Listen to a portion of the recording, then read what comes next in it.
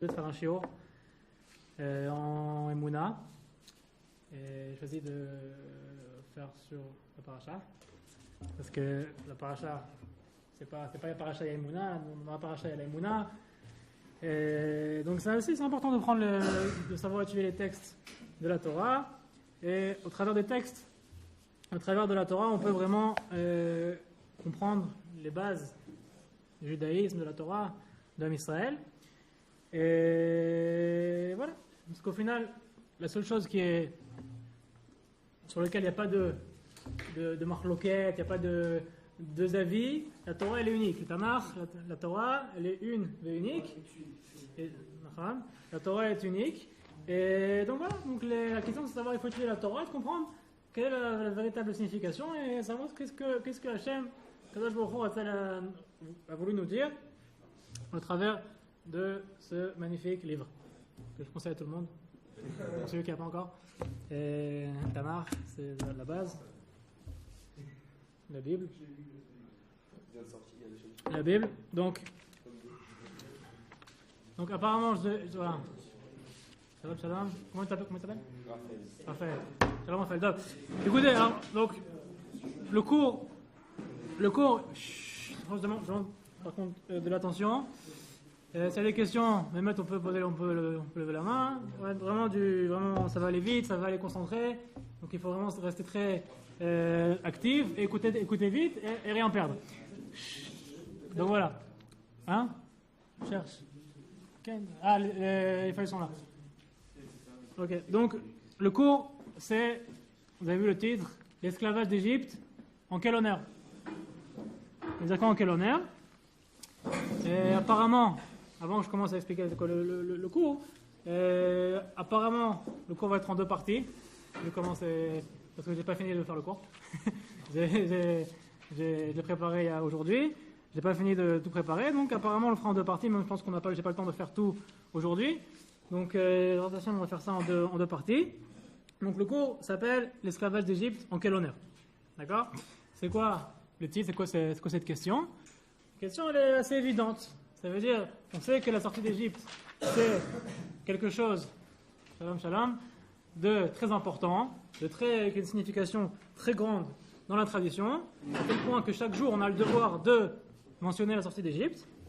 Et on voit que toutes les fêtes aussi sont liées à la sortie d'Égypte. Donc c'est un événement qui est très fondateur, très important dans la tradition. Mais si on regarde, on voit que, si on pose la question à la plupart des gens, on voit que pas tout le monde ne sait pour quelle raison y a-t-il eu l'esclavage d'Égypte. Pourquoi? Ça veut dire, on sait que, en tant que croyant, que si les choses passent, ça veut dire qu'il y a des raisons. Si quelqu'un reçoit une punition, ça veut dire qu'il a fauté. Ça veut dire qu'il y a une raison. Et au final, on voit que quand on pose la question, pourquoi il y a eu l'esclavage en Égypte, la réponse, elle n'est pas très claire. Quelqu'un a une réponse claire? Hein? Parce qu'Abraham il est descendu pendant Shalom. Top. Hein? Ok, donc est-ce que quelqu'un a une idée pourquoi il y a eu l'esclavage en Égypte? C'était un enseignement pour nous, une génération après, pour qu'on comprenne que le principe est là et qu'on comprenne aussi comment va peut-être se faire la Géoula. Ok, donc on a eu deux explications. Tu dis quoi? Ok, troisième explication. Non, on va revenir à ça. Quelqu'un a une autre explication? La question c'est pourquoi y a-t-il eu l'esclavage en Égypte? L'esclavage en Égypte? En quel honneur? On nous apprend que quoi qu'il arrive, on peut être esclave. Ok, très bien. Quatrième explication. Hein? Parce que les Juifs en Égypte c'était bien.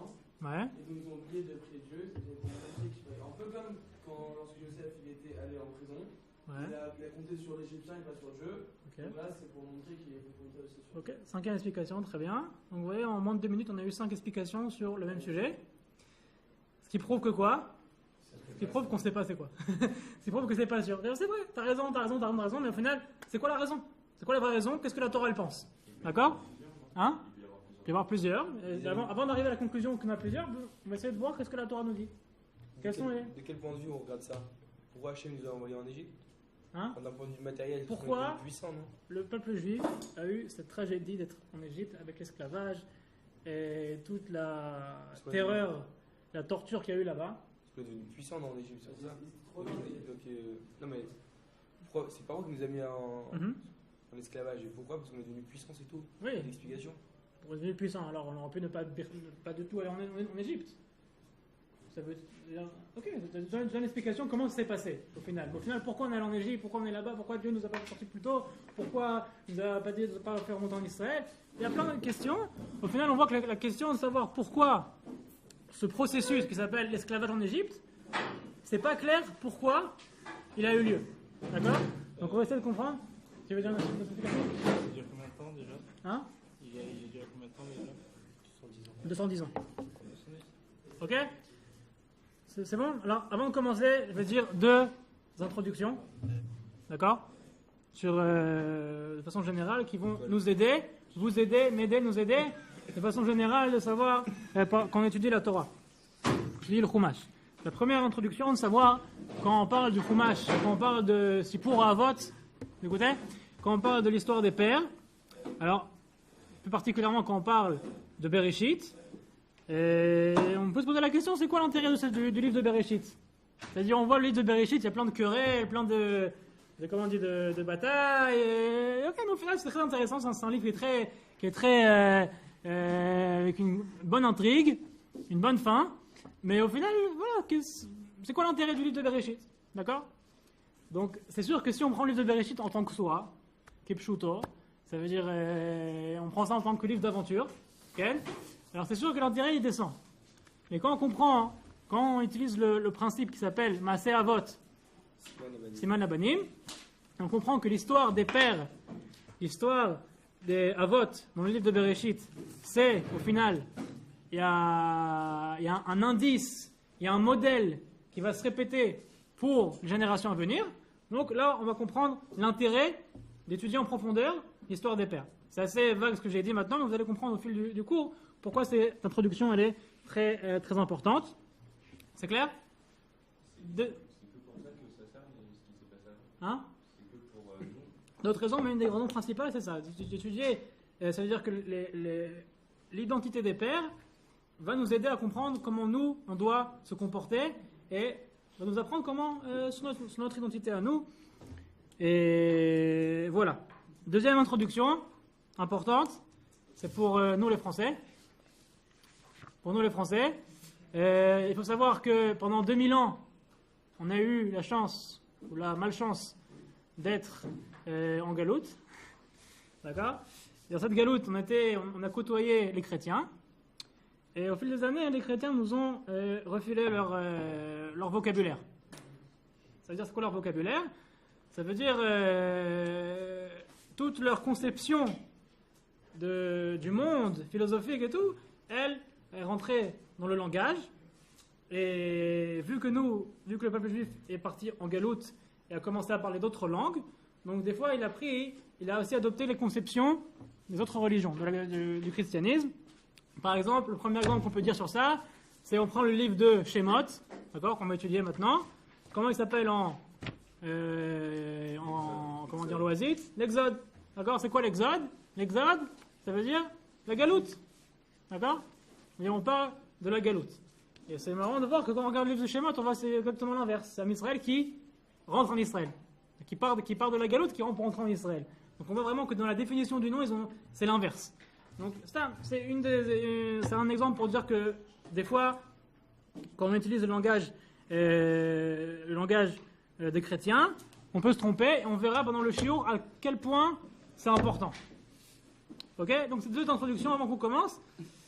Et retenez ça. Et maintenant on peut commencer le cours. C'est bon? Tout le monde est là? Tout le monde est prêt? Tout le monde est prêt? On peut commencer? Top. Très bien. Donc comme on a dit, la première, une des croyances de base dans le judaïsme, c'est de savoir qu'il y a un jugement. Il y a un Yesh Din Ve'yesh Dayan, d'accord? Il y a on croit dans la rétribution, Sachar Ve'onesh, c'est-à-dire que si quelqu'un reçoit une punition, reçoit des Issourim, ça veut dire qu'il y a une raison. D'accord? Chazal nous disent que quand quelqu'un reçoit des Issourim, ou tsarir, les fashpel ben ma'asav, ou tsarir, il doit faire un cheshbon nefesh, comment on dit, introspecter, hein? Se remettre en question et voir pourquoi cette chose est arrivée. Donc c'est une des croyances de base. Donc on sait que l'histoire elle n'est pas akraïte, c'est pas bémicré, c'est pas de façon comment dire par le hasard, mais il y a des raisons, d'accord?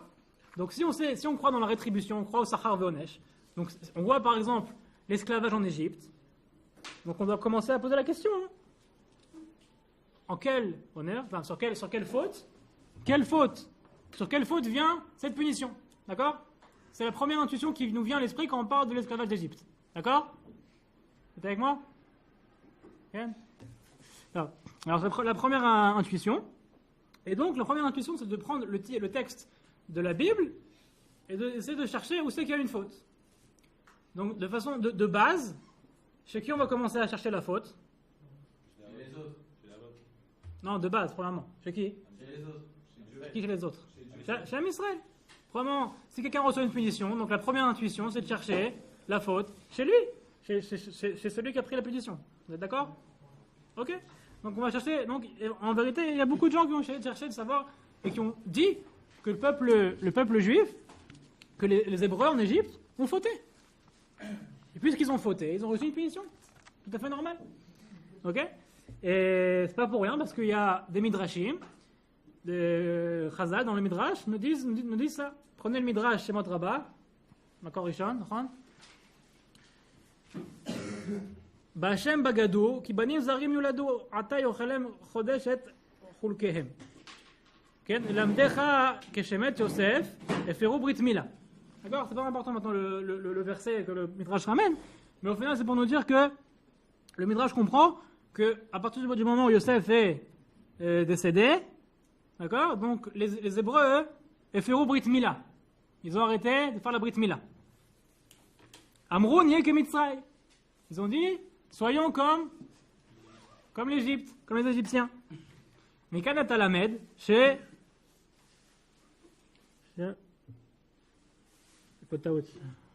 hein? שמשה מלן במצוות מצרים, כן, ça פשוט פה יש לי טעות. שמשה מלן ביציאתו ממצרים. שמשה leur a fait la mila après, d'accord? Parce qu'il n'avait pas fait la mila en Égypte. וכיוון שעשו כך, הפך הקדוש ברוך הוא, אהבה שהיו המצרים, אוהבים אותה משנאה. Et parce qu'ils n'ont pas fait la brit mila en Égypte, donc Dieu a transformé l'amour des Égyptiens envers les Hébreux en de la haine. D'accord? En haine. D'accord? Donc on voit un midrash type qui nous dit que la faute pour laquelle l'esclavage en Égypte est arrivé, c'est à cause du fait que les Hébreux se sont assimilés, ont arrêté de faire les mitzvot, et pour cette raison est arrivé l'esclavage. D'accord? Et c'est pas tout, parce qu'en vérité, c'est pas uniquement dans le midrash, c'est écrit dans le prophète. C'est écrit dans le prophète, et il y a des mefarshim, des commentateurs qui veulent vraiment ramener une preuve du prophète qu'en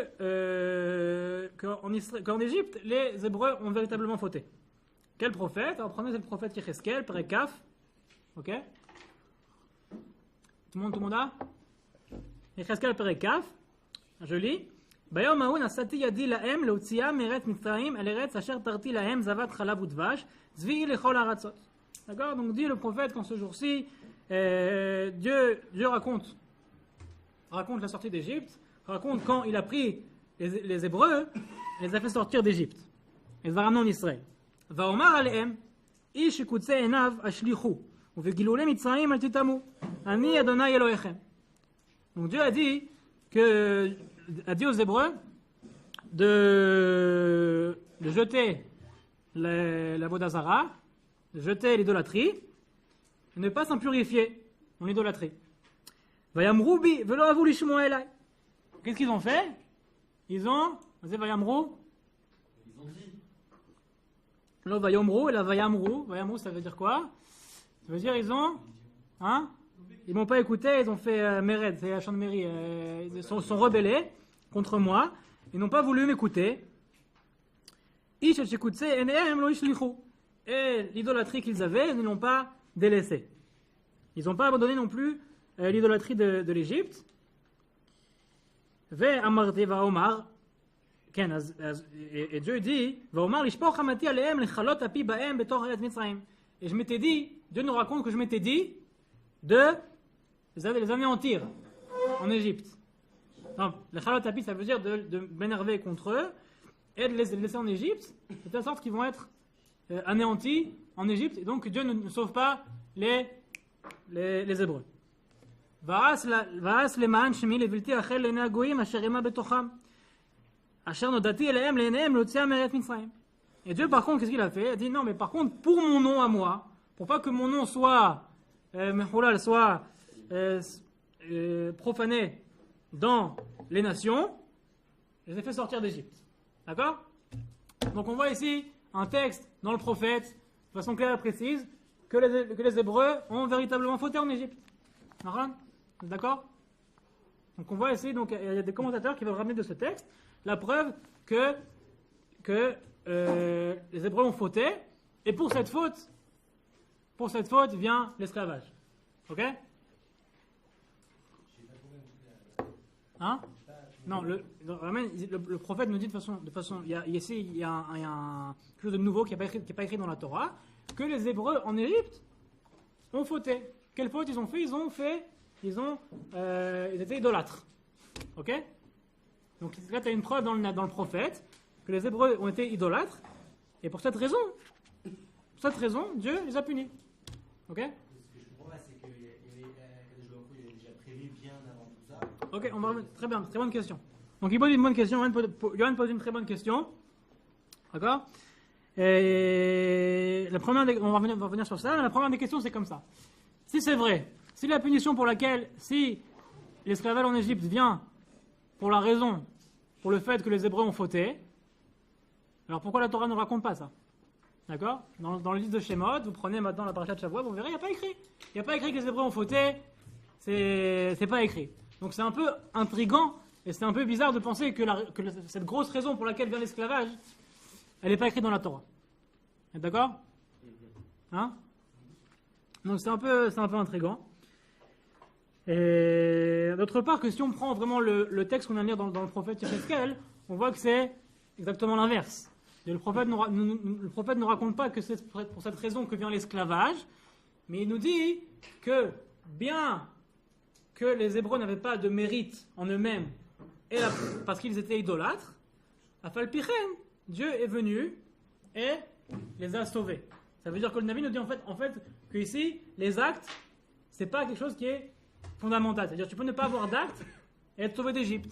Ça veut dire qu'on voit que le Navi ici nous dit que les actes, c'est pas, ne cherche pas à savoir s'il y avait des actes. Parce que les actes ici, c'est pas la clé de savoir est-ce que Dieu nous sauve, est-ce que c'est pour ça qu'il y a l'esclavage. Ça veut dire qu'on voit que dans le prophète, que c'est pas le point ici. Mais la vraie question, c'est comme il a dit, c'est comme on a dit, c'est comment la Torah ne nous raconte pas ça.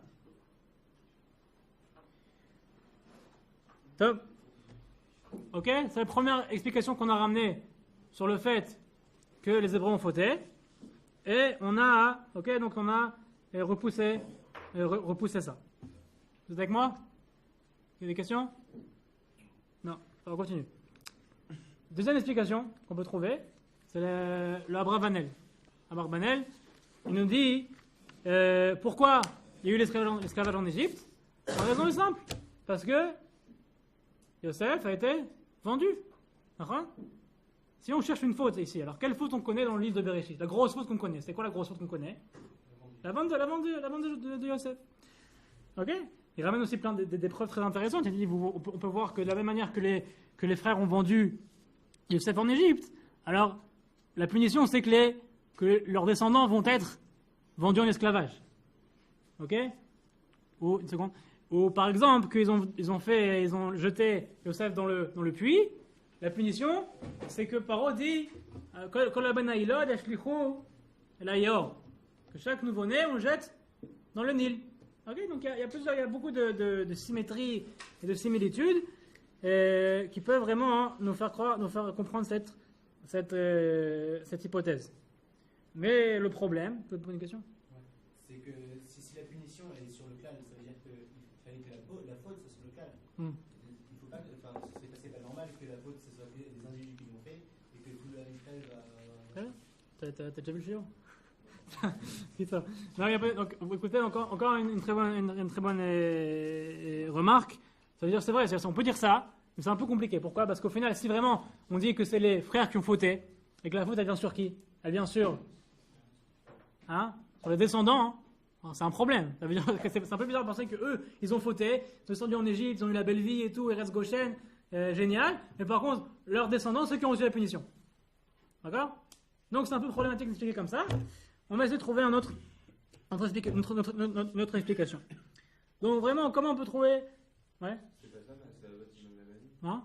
C'est pas ça, c'est la bâtiment de la Bani. Non, c'est la bâtiment de la Bani, comme on dit, ça veut dire que dans les péripéties qui arrivent au père, on peut comprendre des lignes conducteurs qui vont nous expliquer comment les fils doivent se comporter de cette manière. Ok? Maintenant... Ok, donc si maintenant on n'a pas trouvé de faute, ni dans le peuple, ni chez les Hébreux, ni chez les frères, d'accord? Donc où c'est qu'on va chercher? Hein? Quelqu'un a une idée? Où c'est qu'on va chercher dans la Torah? La question c'est, on cherche une faute, d'accord? On sait qu'il y a eu l'esclavage en Égypte, et on cherche la raison. On cherche une faute, on cherche qui a fauté, qui est coupable. Hein? Quoi? J'ai fait? Pourquoi tu dis Abraham? Pourquoi? Non, t'as raison. Vraiment, c'est vrai que c'est un peu lié. Mais de façon plus claire, pourquoi on va chercher chez Abraham? Parce qu'Abraham, c'est la première personne, c'est le premier à qui Dieu a dit qu'il y aura le Galut Mitzrayim, l'esclavage en Égypte. Hein?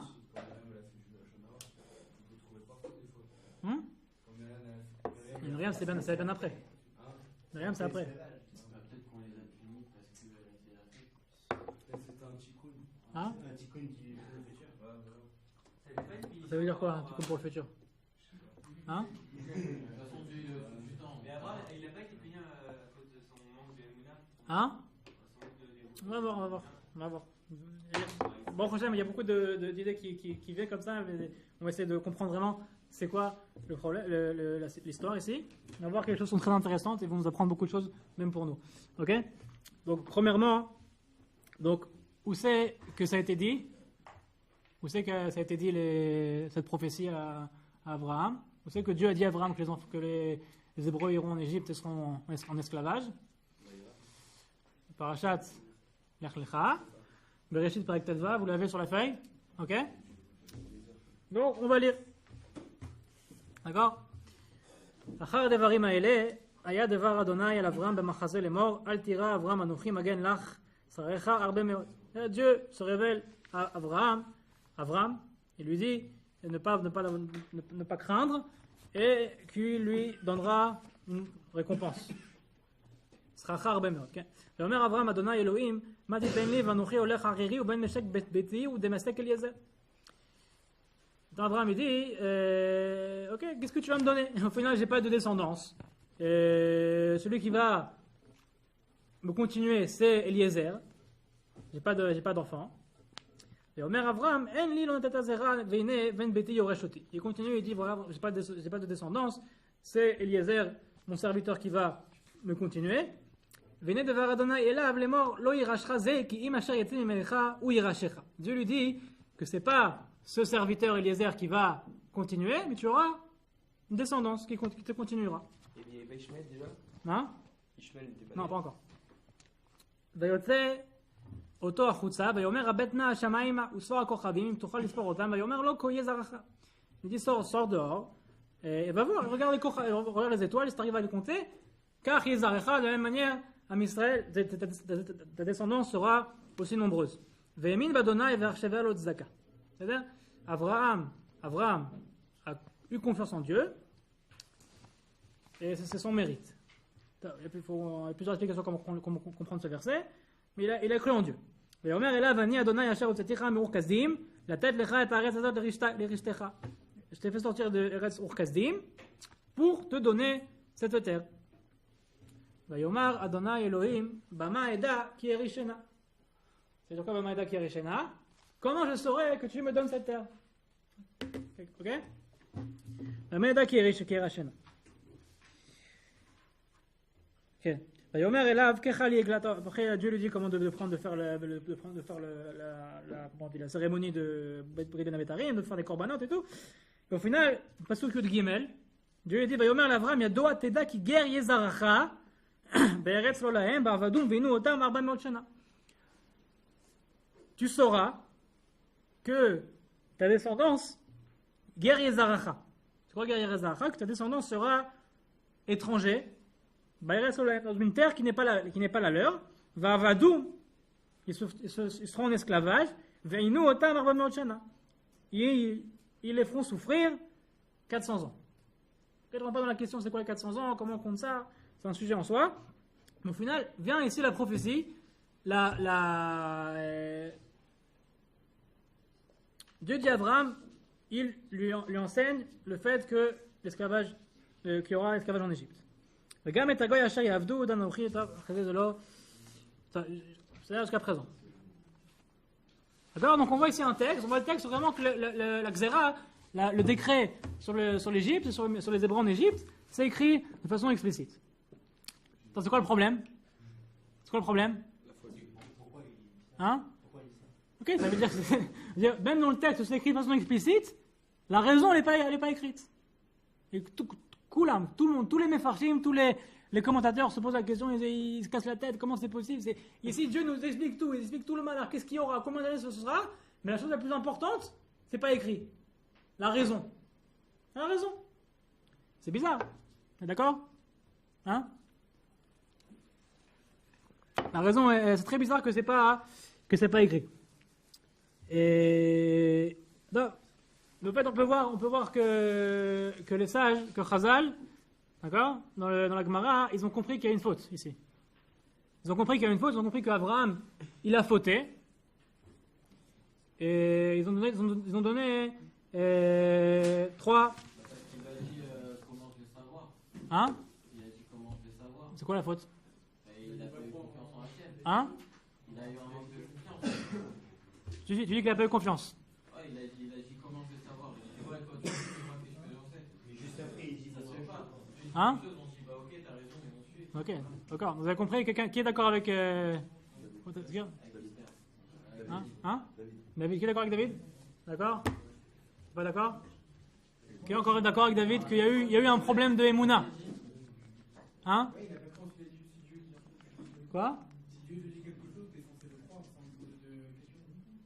Attends, ok, donc on va essayer de voir est-ce que de façon simple, est-ce qu'il a écrit qu'Abraham n'a pas cru? Il a écrit qu'Abraham, il a dit Bamaïdel, il a dit comment je saurais que. Quel signe j'aurais? Donne-moi un preuve, qu'est-ce que j'en sais si t'es pas un mytho? Hein? Oh, bien fait. Quelqu'un, ok? Quelqu'un a une autre explication? Quelle était la faute d'Abraham ici? Ah, il y a vraiment faute d'Abraham là? Hein? Non, c'est une faute, une raison. Quelqu'un peut me dire quelle est la raison? Il y a ici un texte, exercice, il y a ici un texte dans la Torah où c'est écrit qu'il y aura une xéra, il y aura un décret de l'esclavage en Égypte. Savoir c'est quoi la raison? Comment on explique? Okay. Peut-être qu'il y a raison, je pense qu'il y a raison. En fait, c'est pour ça parce que Abraham, quand Dieu lui a dit bon, alors va compter les étoiles et après tu vas voir ça va faire des de la descendance, il allait les compter. C'est-à-dire qu'en gros, c'est-à-dire qu'il est jusqu'au bout, il croyait voilà. C'est-à-dire qu'il compte vraiment les étoiles. C'est-à-dire si Dieu me promet que j'aurai une descendance, et qui me dit bon, va compter les étoiles, je vais pas aller les compter. Je me dis bon, ok, j'ai fait je te crois. Okay, mais... Là, lui, il a fait l'action vraiment de les compter comme s'il était en train de. C'est curieux de savoir. Donc tu dis c'est un problème, tu dis? Ok, donc c'est quoi le gros problème? Donc c'est très bien ce que vous dites, c'est très beau, c'est très joli. Le problème c'est qu'il y a écrit Befirouche, il y a écrit que Vayamin Ba'Hashem. Ok? Il y a écrit vraiment que Firouche qu'Abraham a cru en Dieu. Ok? Vayamin Ba'Adonai Versheva lo letzaka. Il a cru en Dieu, il a fait confiance en Dieu, et c'est un mérite pour lui. Donc c'est vraiment, comme disent les commentateurs, c'est très bizarre de dire cette explication, de dire qu'Abraham, qui est le premier des Ma'aminim, le premier des croyants, il y a écrit ici qu'il croit en Dieu, de venir de dire qu'il n'a pas cru en Dieu. Alors c'est quoi cette question? Hein? C'est quoi cette question alors? Hein? Ben Maïda Kirachena, il faut comprendre très bien. Je cherche à savoir, alors c'est quoi la raison? Quelqu'un a une autre raison? Comment il t'appelle? Évidemment. C'était simplement un prix à payer. C'est-à-dire? C'est-à-dire, c'était pas, je ne pouvais pas recevoir directement une paire comme ça. C'est pas gratuit. Et pourquoi il faut payer? Hein? Bah non, il a dit t'as un grand salaire. On a déjà le salaire. Donc faut encaisser. Ok, donc on voit que c'est pas clair. On va essayer de comprendre. D'accord? Dans la Gemara, les sages ont dit. Dans la Gemara, les sages ont dit, prenez Masachet Nedarim. Écrit dans. Ok? Il y a trois avis. Amar Rabbi Abaou, Amar Rabbi Elazar, Mipnema Ne'enash Avraham Avinu, Nishtarbdu Banav le Mitzrayim, Matayim Vesar Shanim. Ok? C'est quoi la raison pour laquelle Avraham et Banav, ses enfants, ont été punis? Première raison, Mipne Shasa Angaria Talmidei Chachamim. C'est quoi, ça veut dire quoi? Il a pris les Talmidei Chachamim, il a pris les Bachorei Yeshivot et il les a enrôlés à l'armée, en SDR.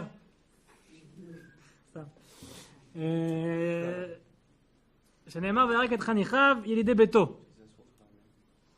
Non, on ne va pas dans la question, parce que c'est ça. Peut-être à la fin on pourra en parler de ça, mais pour l'instant on va essayer de comprendre. Avant de savoir ce qu'on va faire à l'armée, est-ce qu'on doit aller en Égypte, est-ce qu'on doit recevoir Eretz Israël ou pas? Et Shmuel Amar, Mipnei Shefriz al Midotav shel Kadosh Baruch Hu. Il a exagéré. Ça veut dire quoi, il a exagéré? Shenemar Bamaïda Kirachena. Comme vous avez dit, comme tu as dit. Il a exagéré. Ça veut dire quoi? Ça veut dire quoi, Bamaïda Kirachena? Pourquoi il ne croit pas en Dieu? Bamaïda.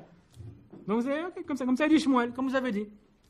Mais Rabbi Yochanan Amar, Shefriz Bene Adam, il est Kanes Tachat Kanfei Ashchina. Qu'il a empêché des gens, des hommes, de rentrer Tachat Kanfei Ashchina, de venir c'est-à-dire de s'intégrer au judaïsme, à la croyance. Il a empêché des gens. Pourquoi? Je n'ai pas terminé en effet, je vais rouge car je ne rentre pas dans l'explication maintenant, et on expliquera ça. On voit aussi que c'est un peu compliqué, c'est parce que tous ces avis qui ont été dits ici, ils ne sont pas écrits dans les psukim. Il faut essayer de comprendre d'où les sages ont sorti toutes ces hypothèses. D'accord? Hein? Ok, mais on voit que vraiment, de façon simple, c'est pas facile de dire ça. De dire que Bemaïda Kerachin, comme on a dit, de voir qu'il y a une faute ici, ou de voir que la faute de Mitzrayim, c'est parce qu'il a pris des Bachorei Yeshivot à l'armée. Ok, même si on était Haredim, on pourrait dire, on va pas dire ça, on va pas dire que parce qu'il a pris Talmidei Chachamim à l'armée, donc tout le monde était en Égypte pendant 210 ans. C'est un peu compliqué, c'est pas écrit dans la Torah non plus. D'accord? Donc il faut comprendre c'est quoi? Qu'est-ce que les sages ont voulu nous dire dans ces trois avis? Et on va essayer de comprendre ça. D'accord? C'est clair?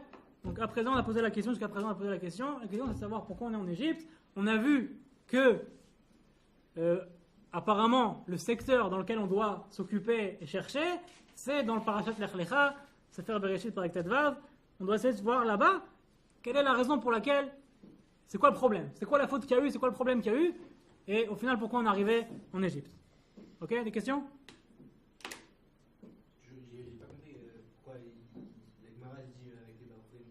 On va expliquer. Je ramène ça pour faire comprendre que voilà, que c'est des avis un peu quand on regarde ça dans un premier regard, c'est un peu étrange et farfelu. Ok?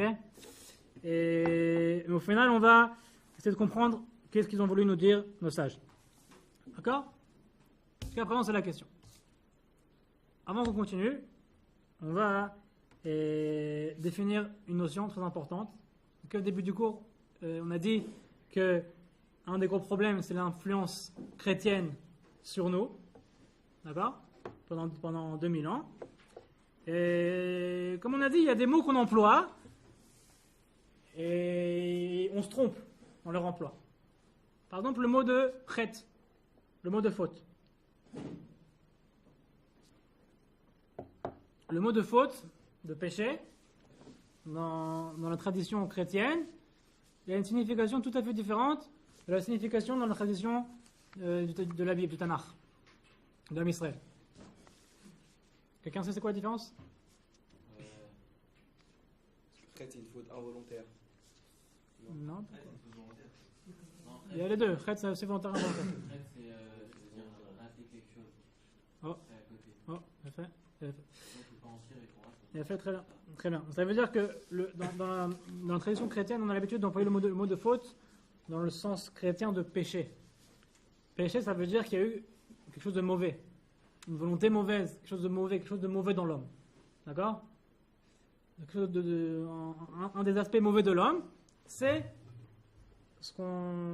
à ça on fait allusion quand on emploie le mot faute ou péché en français.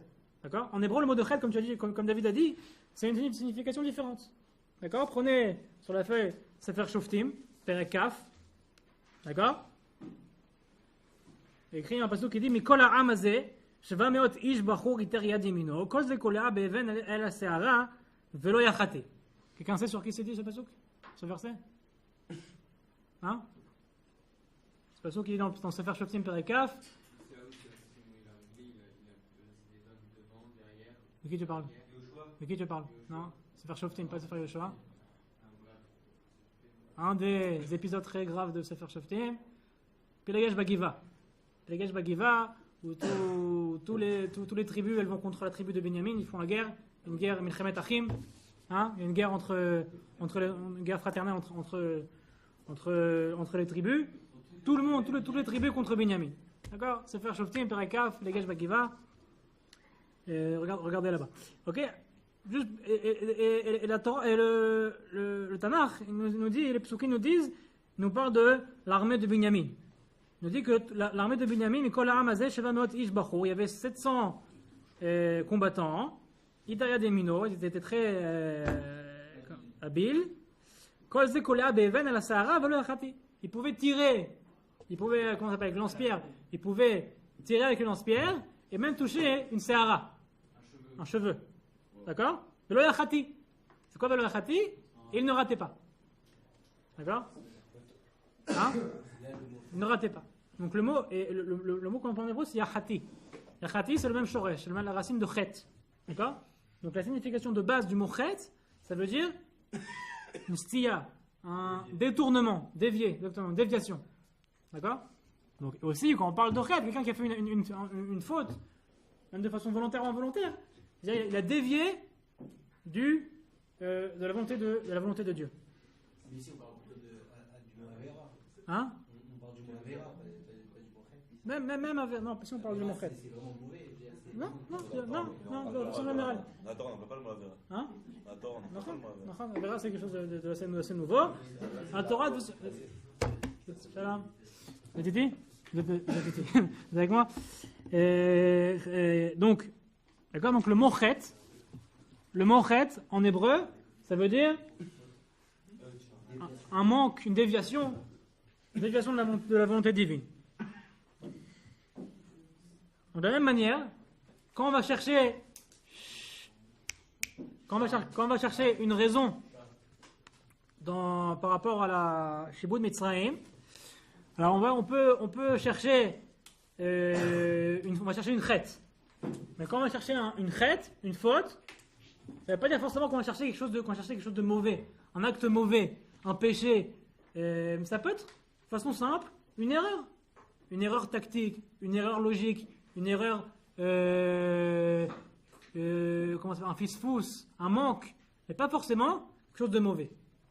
Et ça va être la clé pour comprendre qu'on ne doit pas forcément chercher qu'est-ce qu'Abraham il a fait de mal, qu'est-ce que les Hébreux ont fait de mal, mais savoir quel a été le manque, quelle a été la déviation pour laquelle l'esclavage en Égypte est arrivé. Pour une déviation, Akadosh Baruch Hu nous punit. Tu vas voir c'est quelle déviation? C'est quoi une déviation? Ils ne nous défient pas, ils nous remettent sur le droit chemin. Hein? Dans 110 ans d'esclavage, Non, mais ça veut dire quoi une déviation? Non, c'est pas une déviation, ça peut être quelque chose de très grave. J'ai essayé de faire comprendre, ça ne veut pas dire forcément qu'il y a eu quelque chose de mauvais, qu'il y a eu un acte mauvais. D'accord? Il peut y avoir aussi quelqu'un qui a une très bonne volonté, et une très bonne volonté de faire un acte, mais juste, il y a eu une erreur tactique, une erreur dans la conception. D'accord? Donc on va essayer de comprendre quelle erreur il y avait dans la conception. C'est clair? On va voir quelle erreur il y avait dans la conception, en l'occurrence d'Abraham, qui a amené au final à l'esclavage en Égypte. Ouais. Peut-être le fait qu'il ait renvoyé Ishmaël. Hein? Peut-être le fait qu'il ait renvoyé Ishmaël. C'est quoi l'erreur? Parce que s'il avait gardé sous son aile Ishmaël, peut-être qu'il aurait pu mieux l'éduquer, et donc en gros, on aurait pu. Mais Dieu lui a dit de le renvoyer. C'est pour ça aujourd'hui, notre Tikkun, c'est de garder les Arabes chez nous. D'accord? Kézo. D'accord? C'est clair? Oui. D'accord. On va donc maintenant, dès que cette chose, ce fondement, il est clair, on peut revenir à notre question avec des nouvelles lunettes, un nouvel aspect, un nouveau regard. Et ne pas chercher le mauvais, mais chercher l'erreur conceptuelle qu'il y avait chez Abraham. D'accord? Top. Top. Alors vraiment, comme on a vu dans la Gemara, Shmuel, la Mora, a compris dans le pshat, dans le sens même des versets, que l'erreur se trouve dans la question d'Abraham. La question d'Abraham de dire Bama Eda qui est Reshena, savoir comment je saurais que j'hériterai la terre. D'accord? Cette question, elle est problématique. D'accord? Et c'est pas que Shmuel qui a dit, c'est très clair dans le pshat, très clair dans le sens du pasuk, parce que Dieu, il dit Bama Eda qui est Reshena, mais Dieu il lui répond Yadoa Teda, qui guerre Yezaracha. D'accord? Dieu lui dit Yadoa Teda, tu sauras. Abraham a posé la question comment je saurai? Et Dieu lui répond tu sauras. C'est évident que vraiment que le fait que cette prophétie sur l'esclavage en Égypte est une réponse à la question d'Abraham. D'accord? Ça veut dire qu'il faut comprendre quel est l'essence de la question d'Abraham. Ok? Pour savoir qu'est-ce que Dieu a voulu dire ici. Ok? Il ne donne pas directement la réponse. D'abord, Hein? il parle de. Non, après, non, il parle des corbanotes, il parle de. Il y a cette pause. Il faut expliquer aussi, mais de façon simple, on voit qu'une question et une réponse. D'accord? C'est-à-dire vraiment, il faut essayer de comprendre c'est quoi l'essence de la question d'Abraham quand il dit Bamaïda Kirishena. Et pour comprendre ça vraiment, il faut retourner dans l'histoire d'Abraham. L'histoire d'Abraham, dans son identité, dans son histoire, on va essayer de comprendre c'est qui Abraham. C'est qui ce personnage, Abraham? D'accord? Et il y a un des fondements, un des aspects qui revient à plusieurs reprises dans l'histoire d'Abraham. Celui qui ne peut pas être là, il n'est pas obligé. On va le mettre. Là, on va le mettre. On va le mettre. Moins on est de fou, plus on étudie. Non,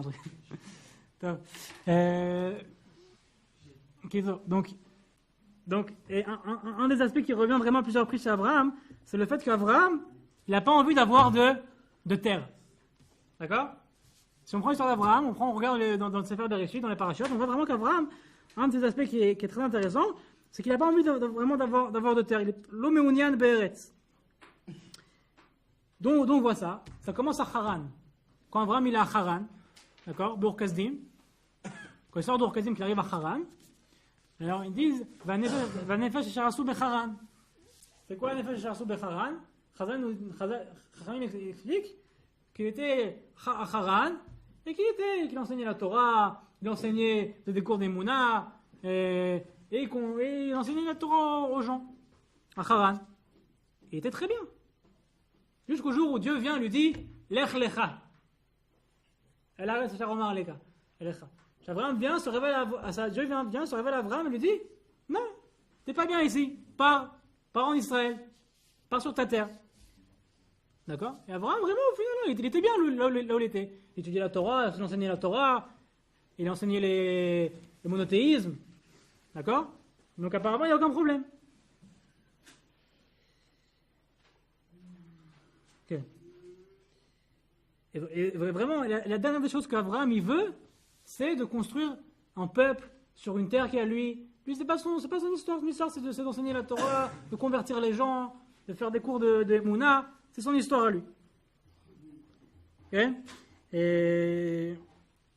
Mais on peut dire en quelque sorte qu'Abraham, c'est une personnalité qui est un peu universelle. C'est quoi universel? Ça veut dire que lui, il ne veut pas avoir forcément de peuple et de peuple en lui-même. Il est prêt à aller vers tout le monde, vers tous les peuples, à Haran. Chazal disent qu'Abraham, au début, c'était Avram, Avle Aram. C'était le père de Aram, le père de la nation de Aram. Finalement, il devient Avraham, Avle Hamon Goïm. C'est quoi Avle Hamon Goïm? Il devient le père de toutes les nations, le père du monde. Abraham, c'est un personnage qui est tourné vers le monde. Il n'a aucun intérêt dans une nation, Israël, d'avoir une terre. Il ne veut pas ça. D'accord? Ce qu'il veut, c'est quoi? C'est tourner vers le monde et enseigner la Torah, enseigner le monothéisme au monde. C'est Abraham. Ok?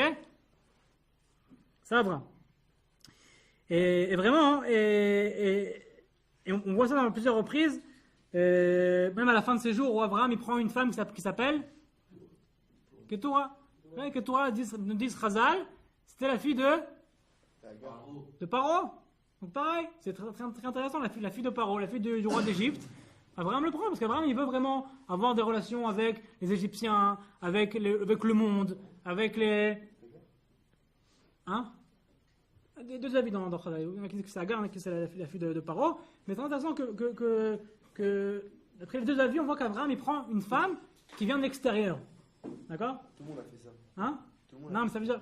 Ils disent qu'Agar, c'est la fille de Paro. Paro, c'était pas ça. L'Égypte, c'est une nation qui est très grande, très importante. Et Abraham veut, comme quand un roi il se marie avec une princesse d'une autre nation, il va avoir des relations, il va avoir des échanges.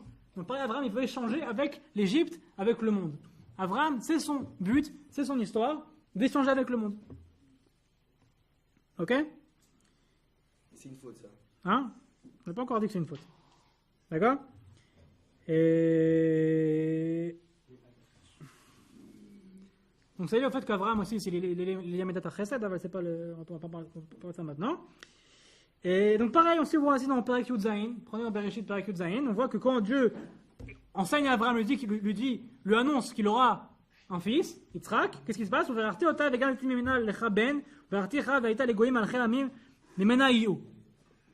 lui dit que tu auras un fils, de ce fils, il y aura des nations, tu auras une grande nation. Et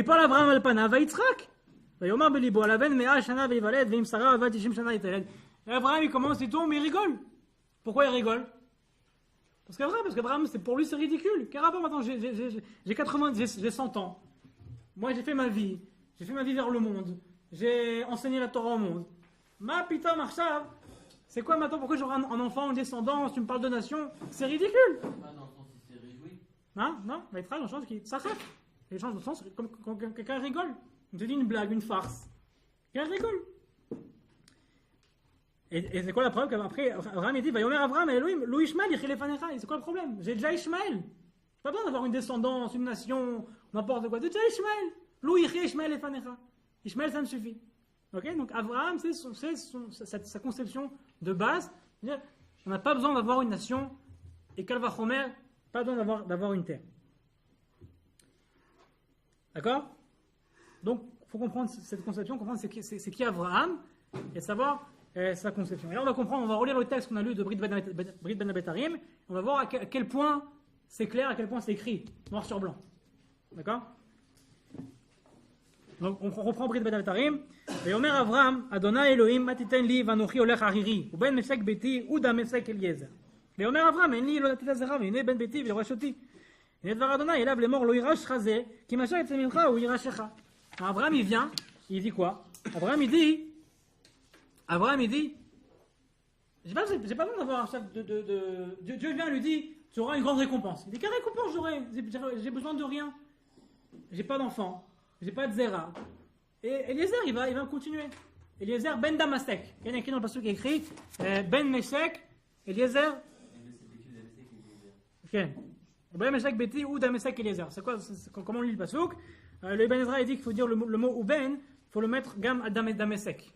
Il y a des versets comme ça dans la Torah ou dans le Tanakh, on prend un mot et un mot comme quand ça s'appelle en maths. Un factorise des deux. On factorise le Uben Meshek Beti ou Ben Damesek. Il dit que Eliezer, il vient de Damasek. Damasek, c'est où? C'est en Aram. Hein? C'est en Aram. Abraham, il dit, j'ai pas besoin de descendance. J'ai mon serviteur qui vient d'Aram, qui va me continuer. Et Abraham, il est toujours avec cette conception qu'on va continuer, il va continuer son chemin avec Aram. Avec les nations, avec le monde, avec... Vous êtes avec moi? C'est quoi Aram? Hein? Aram, c'est là où il y avait Haran, là d'où il vient. C'est là d'où il vient, là où il était là-bas. Il vient de là-bas. Et il dit, maintenant, moi, j'ai un serviteur qui vient d'Aram, c'est lui qui va me continuer. J'ai pas besoin de nation, pas besoin de récompense, rien du tout. C'est ce que j'ai. D'accord?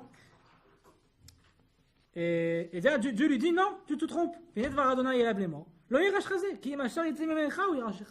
pas ce Arami, c'est pas ce serviteur qui va te continuer. Mais tu auras un enfant à toi, tu auras une descendance, tu feras une nation. Tu feras une nation. Oui, Rachecha. C'est ce qu'il a appris dans Perikut Zain. C'est ce qu'il lui dit, ça. Il aura une descendance, tu vas voir. Il a écrit. Attends, donc c'est. Et donc le verset 5, pasuk E, ויוצא אותו החוצה, ויאמר הבטנה שמיימה וספר הכוכבים, תוכל לספור אותם, ויאמר לו כה יהיה זרעך. Il dit, tu vois, et tu auras une nation grande comme nombreuse comme les étoiles, d'accord? והאמין באדוני ויחשב לו את צדקה. Là, Abraham comprend. Abraham comprend que, au final, oui, pour pouvoir influencer, pour pouvoir enseigner, répandre le monothéisme, reprendre les mounas Ba'Hachem, il a besoin d'avoir une nation, d'influencer en tant que peuple. Non, peut-être pas encore. Influencer en tant que peuple. Et ce qu'il a écrit, Min Badona et Varshavot Zaka. Et cette émouna, Abraham a compris qu'il doit avoir une nation. D'accord? Maintenant, c'est pas fini. Dieu lui ramène encore un point. Il lui dit, va vraiment, Veomer Elav, Ani Adonai Asher Hotzeticha Meruch Kasdim, la tête lecha et Aretz Azot Lerishta. C'est pas uniquement maintenant que tu vas avoir une descendance nombreuse, des étoiles et compagnie. Je t'ai fait sortir de Ur-Kasdim pour que toi tu reçoives cette terre. C'est pas uniquement il suffit d'avoir une descendance nombreuse et tout. Il faut aussi avoir une terre. D'accord? Il faut aussi avoir une terre. Et ça, Abraham, il n'arrive pas à accepter. Il ne comprend pas. Quel rapport? Quel rapport? Pourquoi il faut une terre? Pourquoi il faut avoir une terre pour nous? Pas avoir une grande nation. Et cette nation, je vais la prendre, je vais la mettre dans le monde entier. On va influencer, on va enseigner la Torah au monde entier, on va enseigner le monothéisme et les chemins de Dieu, d'Arké Hachem, dans le monde, d'accord, en tant que nation. Pourquoi il faut une terre? Pourquoi il faut un endroit comme ça, petit, comme ça, où Eretz Kenaan, on va être enfermé ici?